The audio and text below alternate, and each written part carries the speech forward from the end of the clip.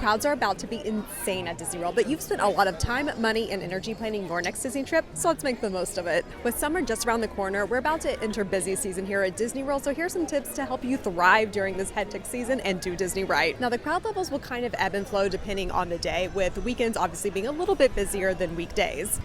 But not only are crowd levels vary day to day, but so are the prices. Let me explain. Now, busy season also comes with peak prices. So it's things like day to day, the price of tickets could be a little bit more during busy season. But not only is it ticket and hotel prices that increase, so do prices for Genie Plus. So Genie Plus pricing is not a static thing, and it could actually vary day to day. And especially during busy season, it could actually sell out too, especially for Magic Kingdom, which is always a really busy park, and the multi-park option for Genie Plus. So have your mind made up ahead of time if you want to purchase Genie Plus before it's potentially sold out and your mind's made up for you. I recommend purchasing Genie Plus in Lightning Lane if you're able to, especially during busy season, because the attraction wait times are going to be sky high. But we'll get more into how to navigate attractions in just a little bit.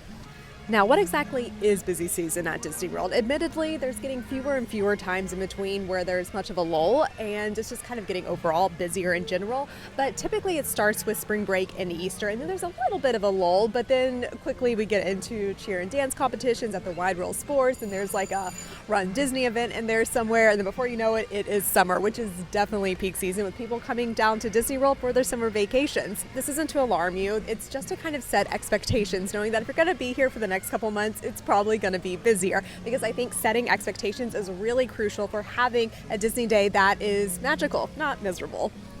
It's going to be hot, it's going to be busy, and it's going to be expensive. Well, that last part's always given, but it's still a good reminder to have. Be patient, be flexible, and go with the flow. Now, I'm a big fan of having a plan when it comes to a Disney day, but ultimately, hey, things might change, things will happen, and just go with it, because you're still going to make some amazing memories. With busy season around the corner, that also means that the weather is going to get more intense. So be prepared, wear your sunscreen, stay hydrated, and be ready for rain. As someone who has lived next to Disney World for 5 years now, wow, that is crazy to think about. But as someone who has lived here for a while, it will rain during your trip, so be prepared. It might even rain every day of your trip, but the good news is that often these rainy showers leave just as quickly as they pop up. So grab some disposable ponchos from the dollar store, keep them in your bag, that way you're ready to go and you can keep moving on with your Disney day. Plus, you're not fighting the crowds who all seem to swarm into the gift shops whenever the rain starts and potentially forking over double digits for a Disney branded poncho. Pro tip. Now, if you're like, yeah, okay, I know about the rain tips, poncho, umbrella, be prepared for rain, that kind of thing. But what you also need to be prepared for is how the weather impacts attractions when you're at Disney. Outdoor attractions like Test Track over at Epcot will often go down, aka stop running, when there's inclement weather in the area. But also entertainment's affected, with outdoor meet and greets often not happening when there's bad weather too. So if you have an activity that is outdoors and is a priority for you, make sure to do it earlier in the day, because the afternoon showers usually happen, well, in the afternoon. So prioritize those outdoor attractions and activities.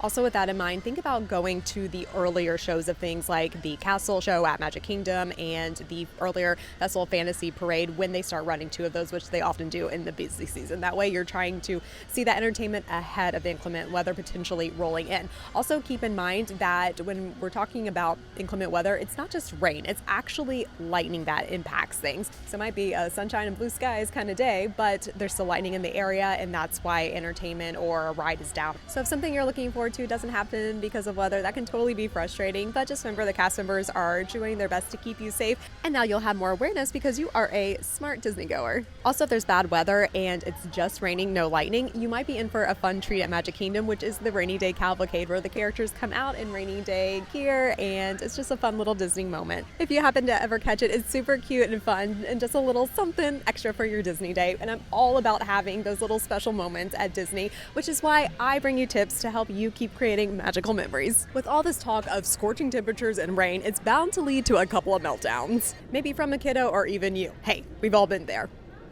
So please take a break. Take a break in the middle of the day to rest. And I know you might be pressed thinking, but I'm at Disney World, this is my happy place, I have so much to do and so much I want to see, and how am I ever going to take a break? Again, I've been there. It's ultimately going to help you have a longer Disney day if you prioritize taking a break when you need it. And good news is during busy season, the park hours are usually longer, so you literally will have more time to accomplish everything. Now, tips for taking a break. There is the tried and true, go back to your resort, hang out there, have a pool day, kind of rest, relax, maybe take a nap, and that is fantastic. And I am a huge fan of Disney resorts. I love just hanging out there. Totally fine if you're staying at like the Polynesian.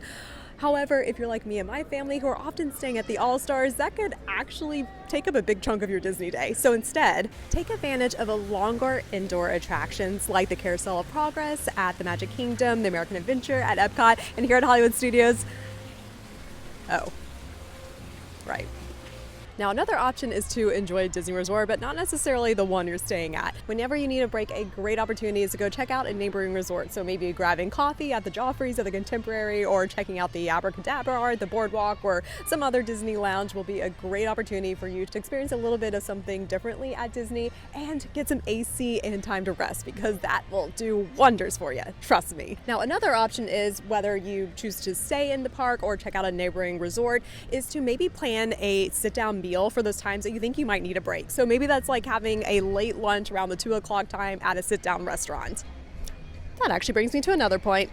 When it's busy season, it's not just the attractions that are going to have a longer wait, it's also going to be the restaurants. So if you have some flexibility to your Disney day, consider some alternative dining times, like maybe a late breakfast or like an earlier dinner around like 5, something like that. Will give you more options for getting into some restaurants. Being flexible about not eating at necessarily prime time hours, so maybe like an 8:30 dinner, not like the peak dining times, can also give you more opportunity to get into more popular restaurants. Because something else that's really beneficial, especially when it's busy time and it's harder to get reservations and even really navigate the parks, is to at least know where you're having your meals. So that's where those advanced dining reservations really come in handy. Now remember, you can book your dining reservations 60 days in advance. Hold up though.